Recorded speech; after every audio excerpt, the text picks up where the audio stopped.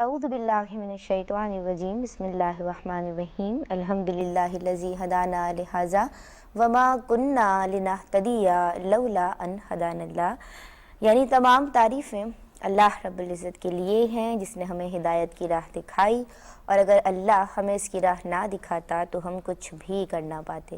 اللہم صلی علی سیدنا و مولانا محمد عدد ما فی علم اللہ صلاۃ دائمۃ بدوام ملک اللہ۔ السلام علیکم ورحمۃ اللہ وبرکاتہ۔ ناظرین کرام، آپ دیکھ رہے ہیں پروگرام کائنات، میں ہوں آپ کی میزبان سیدہ ندا نسیم، اور ہمارا یہ پروگرام خالق کائنات کی لامحدود قدرت و حکمت کو جاننے اور پہچاننے کی ایک ایمان افروز کاوش ہے، جسے پیش کرنے کی سعادت پاکستان ٹیلی ویژن حاصل کر رہا ہے۔ ناظرین کرام، مسلمان دنیا کی بہت بڑی قوت ہیں۔ اس وقت کرۂ ارض میں مسلمانوں کی جو مجموعی آبادی ہے وہ کرۂ ارض کی مجموعی آبادی کا تقریباً 22% ہے، یعنی یہ بات سمجھ میں آ جاتی ہے کہ دنیا کا ہر 5واں شخص مسلمان ہے۔ افغانستان سے زمبابوے تک مسلمان دنیا کے ہر خطے میں موجود ہیں، اور اگر بات کی جائے OIC کی، آرگنائزیشن آف اسلامک کانفرنس کی، تو اس کے ارکان 57 ہیں۔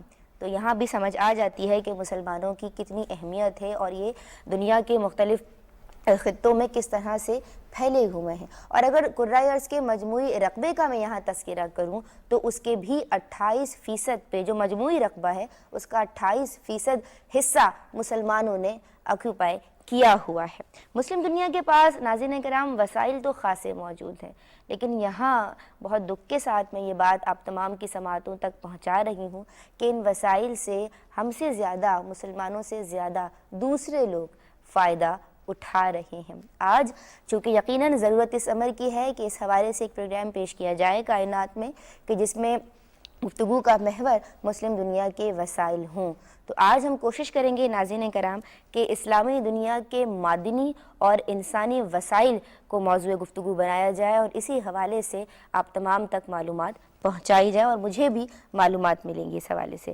ناظرین کرام، آج کے پروگرام کے جو مہمانان گرامی ہیں وہ یہاں ہماری رہنمائی کے لیے موجود ہیں۔ میرے پہلے مہمان ہیں محمد اختر عبدالحی صاحب، السلام علیکم۔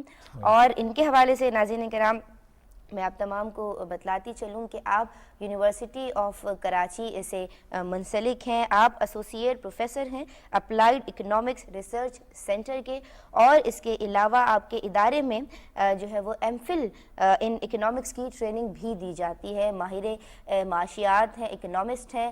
آپ کو میں خوش آمدید کہتی ہوں۔ شکریہ۔ اور آپ کے ساتھ حاضر و موجود ہیں انجینئر اسد الرحمان صاحب، السلام علیکم حضرت۔ ان کے حوالے سے میں آپ تمام تک یہ بات پہنچا دوں کہ آپ PCSIR میں پرنسپل انجینئر بھی ہیں، اس کے ساتھ ساتھ دارالعلوم کراچی سے فارغ التحصیل ہیں۔ بہت خوبصورت انداز بیاں ہے، میں آپ کو بھی خوش آمدید کہتی ہوں پروگرام کائنات میں۔ اختر عبدالحی صاحب، پاکستان، ازبکستان، نائجیریا اور مصر، انڈونیشیا وغیرہ چند ایسے ممالک ہیں کہ اگر ہم ان کی بات کریں کہ یہ زراعت کے شعبے میں سر فہرست ہیں۔ مسلم دنیا اپنی زرعی پیداوار میں کیسے ترقی کرے، کیسے اضافہ کر سکتی ہے؟ دیکھیے، جو بنیادی فقدان ہے یا کمی ہے ہمارے زرعی معیشت میں، وہ یہ ہے کہ ہم نے جو پوٹینشلز زمین میں موجود ہیں، جو اللہ تعالیٰ نے عطا کی ہمیں، ہم وہ پوٹینشل کو حاصل نہیں کر سکے۔ اس کی ایک وجہ یہ ہے کہ سائنس اینڈ ٹیکنالوجی میں ہمارے یہاں ڈیولپمنٹ نسبتاً کم ہوئی ہے۔ ہم نے زیادہ تر ٹیکنالوجیز بورو کی ہیں باہر سے، اور جب بورو کرتے ہیں تو لازم بات ہے اس کی قیمت دینی پڑتی ہے، وہ بہت ساری شرائط پہ آتی ہیں۔ تو ہم نے اپنے یہاں وہ ادارے نہیں بنائے، تعلیمی ادارے اس سطح پہ کہ جہاں کہ وہ ہماری زراعت کے مجموعی پوٹینشلز کو ایسیس کر کے اس کے حساب سے بات آگے بڑھانے میں مدد کریں۔ اب زرعی معیشت میں یہ ہے کہ ایک تو پروڈکشن کا پروسیس ہے، کیا چیزیں ہم اگاتے ہیں، کیسے اگاتے ہیں، کتنی اگاتے ہیں۔ اس کے بعد پوسٹ پروڈکشن کا ایک پروسیس ہے، ہم پیداوار کو حاصل کرنے کے بعد اسے کس طرح پروسیس کرتے ہیں، کس طرح مارکیٹ کرتے ہیں۔ نظریہ آتا ہے، تمام ممالک نہیں کہوں گا لیکن زیادہ تر ممالک میں، ہمارے جو مسلم ممالک ہیں، کہ زرعی ترقی اس لیول پہ نہیں ہے کہ ہمیں پروڈکشن پروسیس میں ہی بہت ہم سب آپٹیمل لیول پہ ہیں۔ اس کے ساتھ ساتھ جب ہم پوسٹ پروڈکشن پہ آتے ہیں تو ہمارے جسے ہم کہتے ہیں پوسٹ ہارویسٹ لاسز، ہم نے جتنا پیدا کیا، جس میں اتنا سرمایہ لگایا، محنت کی، اس کا ایک اچھا خاصا حصہ ضائع کر دیتے ہیں ہم اپنی بے توجہی کے. تو نتیجتاً ہم جو پیداوار نیٹ ٹرمز میں حاصل کرتے ہیں وہ کم ہوتی ہے، اور پھر اس کی کاسٹ آف پروڈکشن بڑھ جاتی ہے، پھر ہم اسے ایکسپورٹ کرنے میں ہمیں بڑی ڈیفیکلٹی ہوتی ہے. ویلیوڈیشن پہ بھی میں آؤں گا، اس کے بعد کا ہے، لیکن یہی ہے کہ اگر ہم نے ان دو چیزوں کو ہی اگر کما قوس کے پر توجہ دی تو شاید ہم اپنی جو غربت ہے، خاص طور پہ جو دیہی علاقوں میں غربت ہے، اس کو ہم بہت بہتر طور پہ قابو پا سکتے ہیں. ڈیمز نہیں بنائے جا رہے، پانی کا پراپر کوئی نظام نہیں ہے، کیا کہنا چاہیں گے؟ اس دیکھیے، حوالے سے ہم نے کافی پروگرامز میں بحث کی ہے. جی، پانی یقیناً چونکہ ہم ایک ایرڈ اور سیمی ایرڈ زون میں ہیں جی، پاکستان میں، اور اس حوالے سے بہت ویریبلٹی ہے دوسرے ممالک میں بھی. پانی بہت بڑا عنصر ہے پیداوار کے لیے. پانی کی جو مقدار ہمارے پاس آتی ہے، اور سیاسی حوالوں سے جس میں جو بھی کمی ہوئی، مثال کے طور پہ ہم نے انڈیا سے کچھ معاہدے کیے، جی، نسبتاً پانی ہمیں کم ملنے لگا. لیکن اگر ہم اس بات کو ایک طرف رکھیں اور یہ دیکھیں کہ جتنا بھی پانی ہمیں ملتا ہے، جو دریاؤں سے ملتا ہے، بارش کے ذریعے ملتا ہے، اور زیر زمین جو ہمارے وسائل ہیں، ان تینوں کو ہم کیسے کمبائن کر رہے ہیں؟ کیا ہم ایفیشنسی مینٹین کر رہے ہیں؟ اس میں اعداد و شمار بتاتے ہیں کہ پاکستان میں آبپاشی کا جو پانی ہے اس میں ہم تقریباً 33% یا 35% کے قریب ایفیشنسی ہماری ہے، جبکہ دنیا کے لارج اسکیل سسٹمز میں 60 اور 70% کے قریب ہوتی ہے. تو اگر اسی کو رفلی ہم دیکھیں تو یوں لگتا ہے کہ شاید ہم 3 تربیلا کی جھیلیں ہر سال ضائع کرتے ہیں. صحیح. اس کے علاوہ پانی کو کنزرو کرنے کے اور بھی ذرائع ہیں. ایک سسٹم لیول پہ ہے، ایک فارم لیول پہ ہے. اس کے لیے پالیسیز چاہیے جو ہمارے ہاں صحیح طرح یا تو بنی نہیں ہے، کچھ بنی ہے پالیسی لیکن ان پہ عمل درآمد نہیں ہے، کچھ پالیسیز ایسی ہیں جو ابھی بننا باقی ہیں. جی، ان دونوں کے امتزاج سے یہ ہو رہا ہے کہ پانی کو ہم ضائع کر رہے ہیں، اور پانی کی تقسیم کا جو سسٹم ہے جو ہمیں ورثے میں ملا ہے، وہ کہ دنیا کا سب سے بڑا ہے اور کئی اس کی خوبیاں بھی ہیں، لیکن مسئلہ یہ ہے کہ وہ سپلائی اورینٹڈ ہے. ہمیں اس وقت ملتا ہے جب سسٹم ہمیں دے دیتا ہے، اس میں ڈیمانڈ اورینٹیشن نہیں ہے. میں نے 4 فصلیں لگائی ہوئی ہیں، تو مجھے جب پانی مل رہا ہے تو ہو سکتا ہے اس وقت پانی کی اتنی ضرورت نہ ہو، پھر میں اس پانی کو ضائع کر دوں گا، اور جب اگلے وقت میں مجھے پانی کی ضرورت ہوگی تو شاید وہ پانی اتنا مقدار میں نہ ملے مجھے. تو ایک تفاوت اس میں بھی ہے، اس کو بھی بہت ضروری ہے برج کرنا. ویلیو ایڈیشن کے حوالے سے جب میں اس کو دیکھتا ہوں تو میں اس کو 2 حوالے سے دیکھتا ہوں. ایک شکر کے اعتبار سے جو وسائل ہمیں اللہ نے عطا کیے ہیں، اور دوسرے فخر کے اعتبار سے. شکر میں یوں کہتا ہوں کہ کیا ہم نے اس کو سمجھنے کی کبھی کوشش کی کہ کتنے وسائل ہمیں قدرت نے دیے ہیں؟ شاید نہیں. اور جس حد تک بھی ہم نے اس کو سمجھا ہے اس کو اس طرح استعمال نہیں کیا. تو ہم شاید فخر کے لیول پہ تو نہیں آئے ہیں. فخر تو وہ ہے نا کہ اللہ نے دے دیا، ہم نے اسے ریسیو کر لیا، اسے مس یوز کیا، ہم نے ڈسٹروائے کیا، ویسٹ کیا. اگر ہم اسے اس کے برعکس بہتر طور پہ استعمال کرتے جس سے کہ مملکت میں فلاح آتی اور ہم کئی دوسرے ممالک کے لیے بھی کچھ ریسورسز مہیا کر سکتے، ہم نے وہ نہیں کیا. تو ہم ابھی فخر کی منزل پہ آئی نہیں ہیں. مجھے یہ لگتا ہے کہ شاید ہم شکر کی منزل پہ بھی ابھی پہلا قدم ہی رکھا ہے ہم نے. تو ہم ابھی دنیاوی علوم کے حوالے سے ہم یہ کہیں کہ ہم نے ابھی تک اعادہ ہی نہیں کیا کہ ہمارے پاس کیا وسائل ہیں. چاہے جائے گا کہ ہم کہیں کہ اس کو ہم کتنا استعمال کر رہے ہیں. تو وسائل کے اعتبار سے، خاص طور پہ قدرتی وسائل کے اعتبار سے پاکستان ماشاءاللہ سے مالا مال ہے. اسد الرحمان صاحب، آپ اس حوالے سے کیا کہنا چاہیں گے قدرتی وسائل کے حوالے سے؟ مطلب مسلم دنیا کے پاس کتنے ذخائر موجود ہیں خام تیل کے علاوہ؟ میں پوچھنا چاہ رہی ہوں. جی، خام تیل کے علاوہ اللہ تعالیٰ نے ہر قسم کے وسائل معدنیات کی شکل میں اور دوسری شکلوں میں جو ہے ہمیں عطا کیے ہیں، جن میں جیسے دھاتیں ہیں، اس میں قیمتی دھاتوں سے لے کر اور لوہا، تانبا اور یہ سب چیزیں ہمیں میسر ہیں. قیمتی پتھر ہمارے پاس بڑے بڑے اس کے ٹنوں ذخائر ہیں، اپنا سنگ مرمر کے اور گریفائٹ کے. اسی طریقے سے انڈسٹری کے اندر سیمنٹ انڈسٹری ہے یا دوسری انڈسٹریز ہیں، اس کے لیے جو ہمیں چیزیں چاہیے ہوتی ہیں اس کے بھی وسائل ہمارے پاس بے تحاشا موجود ہیں. نمک کی جو ہے سب سے بڑا ذخیرہ اس وقت پاکستان کے پاس ہے. کرومائٹ کا سب سے بڑا ذخیرہ اس وقت پوری دنیا کے اندر پاکستان کے پاس ہے. لیکن افسوس یہ ہے کہ ہم اس کو خود استعمال کرنے کے بجائے اس سے بھرپور جو فائدہ اٹھانا چاہیے ہم اس کو را شکل میں ہی جو ہے ایکسپورٹ کر دیتے ہیں. جی. تو کہنے کا مدعا یہ ہے کہ کسی لحاظ سے بھی محروم نہیں رکھا گیا اس خطے کو. مسلم دنیا پر اگر آپ پوری طرح سے نظر دوڑائیں پاکستان کے علاوہ بھی تو آپ کو کوئلے کی شکل میں اور دھاتوں کی شکل میں نمکیات کی شکل میں آپ کو بہت بڑی مقدار جو ہے وہ ریسورسز کی ملتی ہے. ضرورت اس امر کی ہے کہ مؤثر حکمت عملی اپنائی جائے جس سے ہم دور ہیں. ترقی کی بنیاد تعلیم ہے. جی. مسلم دنیا کے حوالے سے اگر ہم بات کریں تو تعلیمی وسائل کیا ہیں جو ہمارے تعلیمی ادارے ہیں ان کے اگر ہم اسٹینڈرڈ کے حوالے سے بات کریں معیار اور پھر جو سہولیات وہ مہیا کر رہے ہیں وہاں پہ جتنے بھی طالبات ہیں جتنے بھی طلباء ہیں وہ ان کا اسٹینڈرڈ کیا ہے اور اگر میں بات کروں کہ تحقیق وہاں کتنی کی جا رہی ہے تو ان تمام چیزوں کی کیا صورتحال ہے. تعلیم کا شعبہ جو ہے بہت ہی توجہ کے لائق ہے. آپ نے بالکل صحیح کہا کہ کسی ملک کی کسی قوم کی ترقی کی بنیاد ہی تعلیم ہے. اس میں میں یہ اضافہ ضرور کروں گا کہ صرف تعلیم نہیں بلکہ تعلیم کے ساتھ تربیت کا جو عنصر ہے یہ ایک بہت بڑا فیکٹر ہے. تو بہرحال تعلیم و تربیت کی جو اس وقت صورتحال ہے افسوس کے ساتھ یہ بات کہنی پڑتی ہے کہ اس کے اندر وہ معیار جو مطلوب ہے وہ ہمیں حاصل نہیں ہے. تو ایک چیز ہوتی ہے نصاب تعلیم کہ آپ جو کچھ دے رہے ہیں آپ نے جو چیزیں اپنی ایجوکیشن کے اندر ہر سطح پر ذہن سازی کے لیے شعور اور آگہی کے لیے تعلیم کے لیے بنائی ہیں تو وہ کس معیار کی ہیں.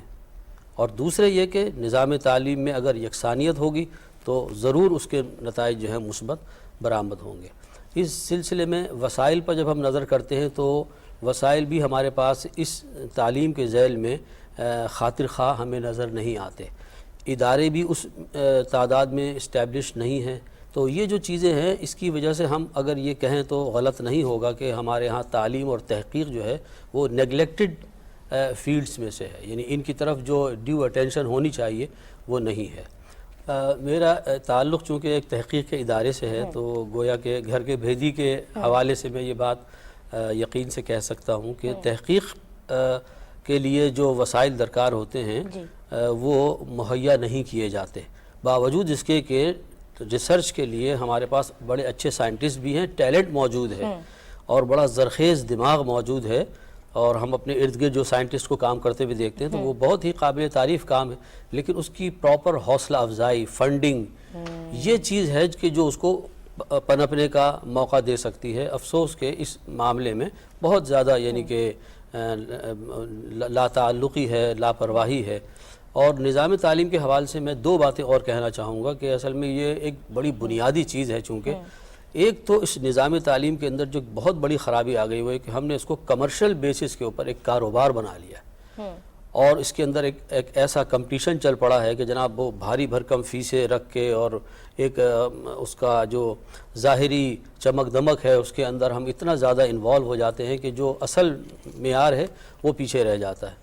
اور دوسرا فیکٹر یہ ہے کہ تعلیم کے نظام میں ایسے لوگوں کا عمل دخل کہ جن کا ایجوکیشنل کوئی بیک گراؤنڈ نہیں, وہ صرف جو ہے ایک پروفیشنلزم کہہ لیجئے یا ایک کاروباری ذہنیت کے ساتھ جو ہے وہ جب آتے ہیں تو ظاہر بات ہے کہ پھر ان کا وہ رویہ تعلیم کے ساتھ جو ہے وہ مناسب نہیں ہوتا. جناب اختر عبدالحی صاحب, مسلم دنیا میں باہمی تجارت کو کس طرح فروغ دیا جائے اور جو اس وقت نچلی سطح پہ ہمیں نظر آتا ہے؟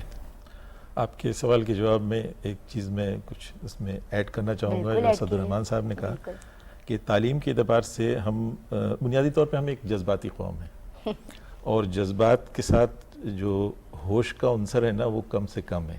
تو جوش زیادہ ہے اور ہوش نہ ہونے کے برابر ہے. اس لیے ہم سطحی طور پہ گفتگو کرتے ہیں. کوالٹی آف آرگومنٹ ہمارے بڑے ویک ہوتے ہیں. اب جیسے ایک ہر جگہ سنتے ہیں کہ جی ڈی پی کا اتنا % ایجوکیشن پہ ہونا چاہیے. یہ ایک ابتدائی بات ہے. اصل چیز یہ ہے کہ کیا ہمارے میں صلاحیت ہے کہ اگر ہم جی ڈی پی کا فرض کریں آج 2.2 ہم رکھتے ہیں اور کل ہم اس کو 5% کرتے ہیں تو ہم اسے بہتر طور پہ استعمال کر پائیں گے. ابھی تک کی جو اسٹیٹسٹکس ہیں، جو حالات ہم نے دیکھے ہیں، اس کے تحت لگتا ہے ہم نے نہیں کیا ہے. اول تو جب ہم 2.2 رکھتے ہیں تو ہم 1.8% زیادہ خرچ نہیں کر پاتے. جب ہم میں اتنی ہی صلاحیت نہیں ہے کہ 1.8 تو بڑھانے کا کیا تو فائدہ؟ بڑھانے سے کیا فائدہ؟ تو انٹرنل کیپیسٹی پہلے ڈیولپ کریں. اس کیپیسٹی کے ساتھ پھر ہوتا ہے کہ ایک پلان ہوتا ہے. صرف یہ نہیں ہوتا ہے کہ ہم روز کے روز یا سال کے سال کوئی کیپیسٹی، ایک ویژن ہوتا ہے. تو that vision is totally absent. اچھا، دوسرا اب میں آتا ہوں آپ کے سوال پہ تجارت کے. کچھ چیزیں جو میں شکر اور فخر کے اعتبار سے کہہ رہا تھا، وہ یہ بہت اچھی بات کہی ہے آپ نے. وہ اس میں یہ ہے، جو اس کے بیک گراؤنڈ میں بات ہے کہ ہمارے یہاں جتنی فصلیں اگتی ہیں زراعت میں، ماں سوائے ایک دو استثناء کے، اس میں روئی کی فصل سب سے اہم ہے، جس کی ڈاؤن اسٹریم انڈسٹریز بھی موجود ہے، ڈاؤن ٹو گارمنٹس. باقی زیادہ تر فصلیں جو ہیں اس میں ہم نے ویلیو ایڈیشن نہیں کیے، تو نتیجتاً ہم اس سے وہ فائدہ نہیں اٹھا سکے جو ہمیں اٹھانا چاہیے تھا. تو پوسٹ ہارویسٹ لاسز بھی ہوتے ہیں، آن ٹاپ آف دیٹ ہم مزید اس میں کوئی بات آگے نہیں بڑھائی ہے. ویلیو ایڈیشن جو ہے وہ انتہائی اہم ہے. اس سے پھر ہم روزگار فراہم کر سکتے ہیں، اس سے ہم امپورٹ کو سبسٹیوٹ کر سکتے ہیں، ہم ایکسپورٹ کو ایکسپینڈ کر سکتے ہیں. اب دوسری چیز جو ہے، ایک کانسیپٹ ہے اکنامکس میں کمپیریٹیو ایڈوانٹیج کا. جی. مثال کے طور پہ پاکستان ایسا ایک زرخیز ملک ہے، لیکن ہم شاید ربر کی پیداوار میں بہتر نہیں ہیں، نہ ہو سکتے ہیں. تو ہمیں اس کی پیداوار نہیں کرنی چاہیے. اسی طرح کئی ایک ایسی کموڈیٹیز ہیں، لیکن زیادہ تر کموڈیٹیز ہم پیدا کر سکتے ہیں. تو جن چیزوں میں ہمارا ایڈوانٹیج ہے، ہم اس ایڈوانٹیج کو ایک قدرتی صرف تحفہ نہ سمجھیں، اس کو مینٹین کرنے کی بھی کوشش کریں. جی. تو تجارت میں بہت سخت کمپٹیشن ہے دنیا میں. جی. اور جب تک ایک کموڈیٹی جو ہے اس کی پروڈکشن، پوسٹ پروڈکشن پروسیسز، اس کے ویلیو ایڈیشن، اس کے ڈیریویٹیوز جتنے بن سکتے ہیں، ان سب چیزوں سے مجموعی طور پہ فائدہ نہیں حاصل کیا جائے تو پھر وہ ہم کمپٹیشن کے قابل نہیں ہوتے. اور ہم جو ہے ہوش کم، جو میں نے پہلے عرض کیا تھا، اس کا نتیجہ یہ ہے کہ ہم نعرے لگاتے رہتے ہیں ہم دنیا میں چوتھے بڑے کنٹری ہیں دودھ کی پیداوار میں. میرا ہمیشہ سے جواب یہ ہوتا ہے اس کا کہ بھائی اگر ہم اتنے بڑے ہیں تو ہمیں تو نیٹ ایکسپورٹر ہونا چاہیے ڈیری پروڈکٹس میں. ہم تو حقیقتاً نیٹ امپورٹر ہیں. یہ تو مطلب مسلم دنیا کے حوالے سے میں بات کرنا چاہ رہی ہوں. میں چاہ رہی ہوں کہ آپ اس پہ کلام کریں، کسی پاکستان کے حوالے سے ہم بات نہ کریں. اگر براڈ اسپیکٹرم میں بات کریں تو مسلم دنیا کے حوالے سے آپ کیا کہیں گے؟ دیکھیے، میں سمجھتا ہوں یہ جو ابھی میں 57 کنٹریز کی یک مشت بات کرنا ذرا ڈیفیکلٹ ہو جاتی ہے، بہت ویریبلٹی ہے. مراکش سے انڈونیشیا تک پہلے ہوئے. D8 میرے نظر میں ایک بڑا ایک اچھا فورم ہے، اس سے بڑی امیدیں وابستہ کی جا سکتی ہیں. ان میں وہ تمام ایڈوانٹیجز موجود ہیں کہ اگر ہم آپس میں باہمی تجارت کریں جی، اور اپنے کمپیریٹو ایڈوانٹیج کو سامنے رکھتے ہوئے بہتر سے بہتر پرفارمنس کریں، تو کوئی ضروری نہیں ہے کہ ان میں سے وہ کنٹریز جو باہر سے چیزیں امپورٹ کرتے ہیں بہت ساری وہ آپس میں ہی ایک دوسرے سے امپورٹ کریں. تو ان کا جو انٹرنل ٹریڈ پیٹرن ہے وہ ڈیولپ ہو جائے گا. دنیا میں اس طرح سے بہت سارے بلاکس بنے ہیں، جنوبی امریکہ میں بنے ہیں، ایشیا، جنوبی ایشیا میں ہے. ہم نہ تو جنوبی ایشیا میں ہم کامیاب رہے اور نہ ایک OIC کے لیول پہ. یورپ نے متحد ہو کے ایک کرنسی رکھ لی، کیا ہمارے جو D8 میں جتنے بھی ممالک شامل ہیں، کیا یہ سب متحد نہیں ہو سکتے؟ کرنسی ایک نہیں ہو سکتی؟ یہ سوال، اس کے جواب میں یہ نہیں کہوں گا کہ نہیں ہو سکتی، لیکن مجھے ذرا یہ قبل از وقت ہم اس پہ، ہاں، یہ اگر ہم صحیح راہ پہ چلے اور ہماری ڈائریکشن صحیح رہی تو ہو سکتا ہے ہم کسی وقت جا کے اس بات کے اوپر بھی زور دیں. لیکن فی الوقت میرے خیال سنگل کرنسی سے کوئی براہ راست کوئی فائدہ نہیں ہوں گے. جی محترم اسد الرحمان صاحب، مسلم ممالک کی جو اقوام متحدہ ہے وہ OIC ہے. OIC کے حوالے سے میں آپ سے یہ پوچھنا چاہ رہی ہوں کہ یہ کیا کتنا فعال کردار ادا کر رہی ہے تمام مسلم ممالک کی ترقی میں اور ان کے باہمی تعلقات میں ان کو فروغ دینے میں؟ جی. OIC یقیناً ایک بہت براڈ پلیٹ فارم ہے اور اس کا بھرپور فائدہ اٹھا سکتے ہیں. 57 ممالک کی آپ سوچئے کہ نمائندہ، یعنی اس کو آپ بجا طور پر ہم اس کو مسلمانوں کی اقوام متحدہ قرار دے سکتے ہیں. لیکن مسئلہ یہ ہے کہ اب اس کے چونکہ جو کام کرنے کا جو انداز ہے اس میں یہ ہے کہ وزرائے خارجہ تو اس کے تقریباً ہر سال آپس میں ملتے ہیں، لیکن جو سربراہی کانفرنس ہے وہ ہر 3 سال بعد منعقد ہوتی ہے، ٹھیک ہے، اور اس کے اندر جو مشترکہ ایجنڈا ہوتا ہے اس کے اندر پھر ہر ملک کی جو مصلحتیں ہیں اور ان کی جو نزاکتیں ہیں اس کو پیش نظر رکھنا ہوتا ہے. جی تو اس وجہ سے کوئی بہت زیادہ ایسی کوئی ریڈیکل چینج یا کوئی ایسی چونکانے والی جو ہے اقدام تو نہیں ہو سکتا، لیکن اگر باہمی یعنی کہ تعاون سے اور کوارڈینیشن سے اگر ہم مسائل کو حل کرنے کی پوزیشن میں آ جائیں اور اس کو ایک رسمی پلیٹ فارم کے بجائے ایک واقعتاً اس کے اندر ایک روح اور جان پیدا کریں تو یہ بہت فائدہ مند چیز ہے اور اس وقت کی بڑی ضرورت ہے.